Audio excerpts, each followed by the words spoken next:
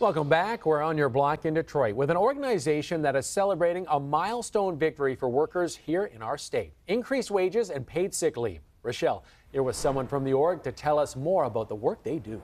Yeah, Chris, I certainly am. I'm here with DeWayne Wells, Executive Director of EJAM. Thanks for being on with us this morning. Thank you for having me. Glad you're getting this out of the way, and then you're going to go have some Labor Day fun, right? Absolutely. Yeah, all right, a little bit best of both worlds. So for those who aren't familiar, tell us what EJAM stands for and a little bit about the work you do. So EJAM is an acronym for the Economic Justice Alliance of Michigan. We are a coalition of 6 organizations that individually do a range of work around a number of social justice issues, but collectively they came together as EJAM to work on economic justice issues, primarily the minimum wage and earned paid sick time ballot initiatives. I love the acronym. I feel like I could just walk around saying EJAM all day. There you go. All right, this recent milestone win, we were talking about increased wages, paid sick leave. Let's get into the specifics. How much of an increase? What did you achieve here? So it was a two-pronged victory, I believe. So what the Supreme Court decided that what the legislature did in 2018, there were 2 citizen-led ballot initiatives for earned paid sick time and minimum wage.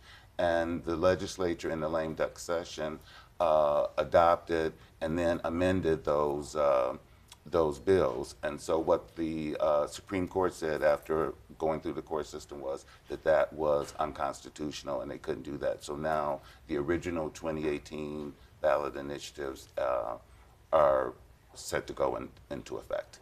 Now, if you're a worker, you're at home and you're like, oh my goodness, layman's terms, what does that person need to know at home right now? What can a man or woman do to protect themselves and really put this to use? So it means that in February, when it goes into effect, the minimum wage will go up and it will continue to increase based on the rate of inflation. And then the tipped wage, which is currently $3.93 an hour for tipped workers, will be phased out also through 2029. So so those workers will see an immediate sort of increase in their pay. We've been seeing fun photos here on the screen of just the work that you do and what you've achieved. How big of a milestone would your organization consider this to be? Well, this has been our singular issue for our 10 years of existence. So we're celebrating. What do you do now? That's right. We go away, but the fight still continues because now implementation, and so we'll be working with our other coalition partners around how the bill gets implemented and make sure that employers know that these changes are going into effect so that they can monitor and know what's coming.